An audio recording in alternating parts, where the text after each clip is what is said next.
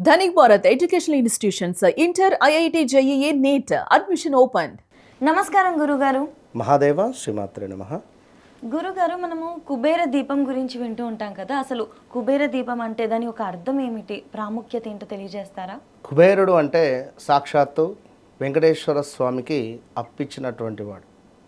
మరి ఇలాంటి కుబేర దీపం ఇంట్లో పెట్టడం ద్వారా, కుబేరుని యొక్క అనుగ్రహం ఉండడం ద్వారా మనకు ఇంట్లో సంపద అనేటువంటిది విశేషంగా అభివృద్ధిలోకి వస్తుంది. సంపద అనేటువంటిది కొంచెం మనకు నిలకడ అనేటువంటిది ఉంటుంది.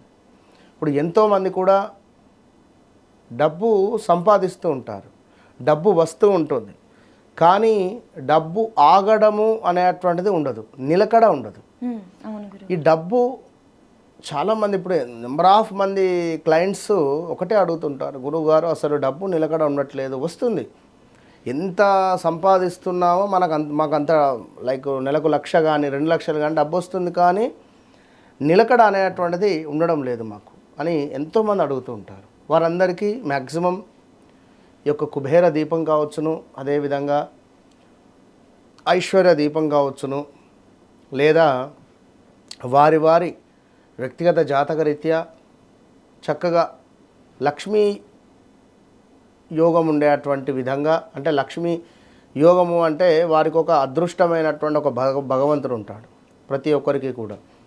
ఆ అదృష్టవంతునికి సంబంధించినటువంటి భగవంతుణ్ణి మనం వారికి చెప్పి ఈ విధంగా మీరు పూజ చేసుకోండి అంటే అద్భుతంగా సెట్ అవుతుంది. ఇప్పుడు ఉదాహరణకు కొందరు ఉదయం జన్మించినటువంటి వారు ఉంటారు, కొందరు ఆఫ్టర్ మధ్యాహ్నం జన్మించిన వారు ఉంటారు, కొందరు బ్రాహ్మీ ముహూర్తంలో జన్మించిన వారు ఉంటారు, కొందరు అర్ధరాత్రి జన్మించినటువంటి వారు ఉంటారు.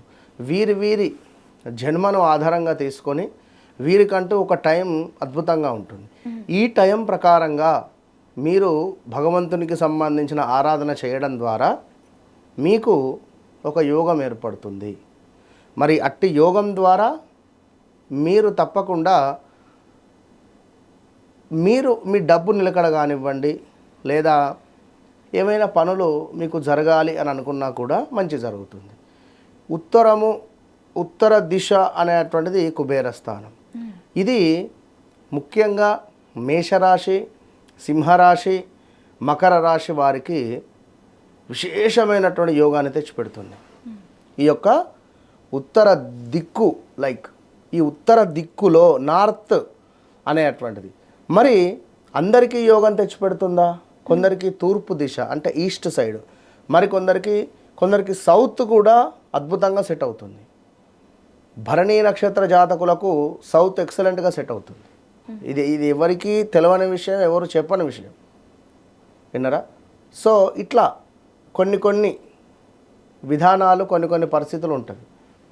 సో ఉదయాత్పూర్వము బ్రాహ్మీ ముహూర్తంలో జన్మించినటువంటి వారు ఖచ్చితంగా హోరా సమయాన్ని ఫాలో కావాలి. శుక్రవారం శుక్రహోర, గురువారం గురుహోర, వీరు జన్మించినటువంటి రోజును బట్టి, వీరు జన్మించినటువంటి డేటును బట్టి, ఇప్పుడు ఉదాహరణకు నెంబర్ 1వ తారీఖులో జన్మించారు, వీరికి అధికంగా ఈగో ఫీలింగ్ బాగా ఉంటుంది, ఆధిపత్యం చెలాయించాలి అనేటువంటి పరిస్థితి ఉంటుంది, స్ట్రేట్ ఫార్వర్డ్నెస్ అధికంగా ఉంటుంది. నెంబర్ 1, నెంబర్ 10, 28లో జన్మించిన వారికి ఎదుటివారు ఒక మాట అంటే పడలేరు, తిరిగి ఇచ్చేస్తుంటారు. ఒక హుందాతనం, వీరికి ఎప్పుడు నలుగురు పక్కన ఉండాలి, ఇలా ఉంటుంది. ఇప్పుడు నెంబర్ 5 మీడియా రంగం బాగుంటుంది. నెంబర్ 14, 23 జన్మించిన వారికి మీడియా రంగం, బుధుడు అంటే గణపతి ఆరాధన, ఇప్పుడు ఇందాక ఒకటే అని చెప్పుకున్నాం, సూర్యుని ఆరాధన, వెంకటేశ్వర స్వామి ఆరాధన, వీరికి విష్ణు ఆరాధన అద్భుతమైనటువంటి యోగాన్ని తెచ్చిపెడుతుంది. ఇట్లా కుబేర దీపం అనగానే ఒక కుబేర దీపం పెట్టగానే అయిపోదు, అన్నీ చూసుకోవాలి మనం.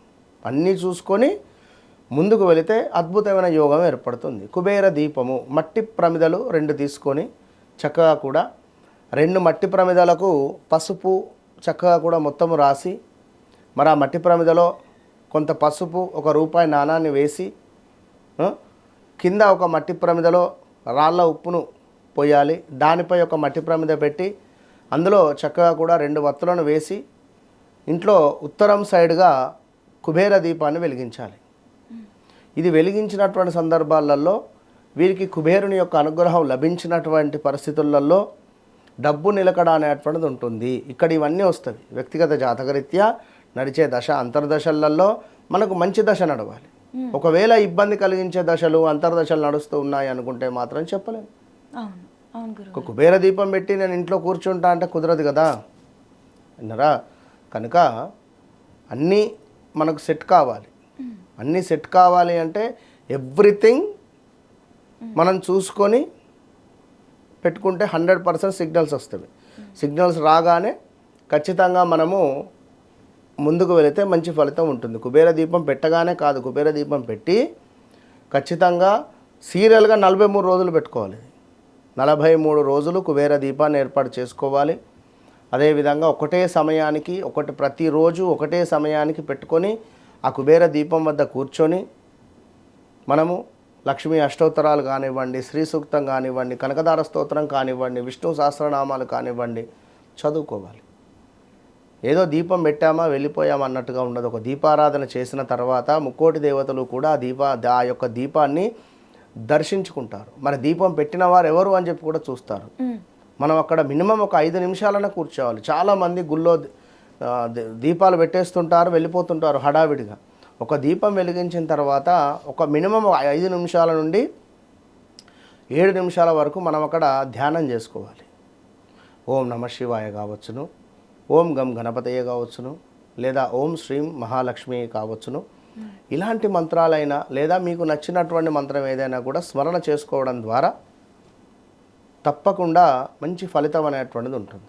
గురుగారు ఇది 43 రోజులు వరుసగా పెట్టుకోవాలి అని అన్నారు కదా, అప్పుడు ఎటువంటి నియమాలు పాటించాలి? అనుకోని సందర్భాల్లో ఏదైనా ఒక బ్రేక్ వస్తే, పర్సనల్ రీజన్స్ వల్ల, వ్యక్తిగత కారణాల వల్ల వస్తే ఏ విధంగా మళ్ళీ దాన్ని కంటిన్యూ చేయొచ్చు?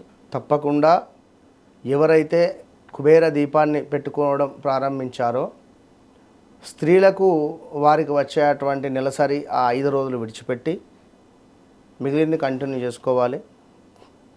అదేవిధంగా ఎవరైతే మరి ఒకవేళ ఎవరైనా మరణించారు, ఒక 11 డేస్ వచ్చింది లేదా ఓ 3 డేస్ వచ్చింది, అమ్మమ్మకు సంబంధించింది కానివ్వండి, లైక్ ఏదైనా ఇలాంటి మరణించినటువంటి సందర్భాలలో మళ్ళీ దాన్ని పునరుద్ధి అంటే గంగా స్నానం కానీ లేదా గంగ నీటితో శుద్ధిపరచుకొని మనము మన ఇల్లు మళ్ళీ ఎన్ని రోజులైతే పెట్టుకున్నామో అక్కడి నుండి కౌంటింగ్ 11 డేస్ ఒక 12 రోజులు పెట్టాం, 12 రోజులు బ్రేక్ వచ్చింది, మళ్ళీ కంటిన్యూ చేయాలి. అట్లా ఇంట్లో ఎటువంటి నియమాలు పాటించారు? ఇంట్లో అంటే నాన్ వెజ్ ముట్టకూడదు, గొడవ పడకూడదు, ప్రశాంతంగా ఉండాలి. ఇప్పుడు ఒక సాధువు ప్రశాంతంగా ఉంటాడు, ప్రశాంతంగా ఉంచుతాడు వ్యవస్థను. అరవడము, ఊరికే మాట్లాడడము అనేటువంటిది ఉండదు. విన్నరా?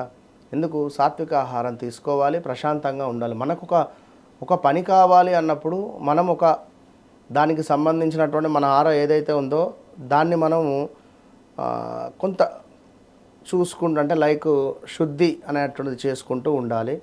మనం ఎటుగుడుకా కుబేర దీపం పెడుతూ ఎటుపడితే అట్టే తిరుగుతూ ఎటుపడితే అట్టే తింటూ ఎటుపడితే అట్టే గొడవలు పెట్టుకోవడం ద్వారా మనకి ఎట్లా ఫలితం వస్తుంది?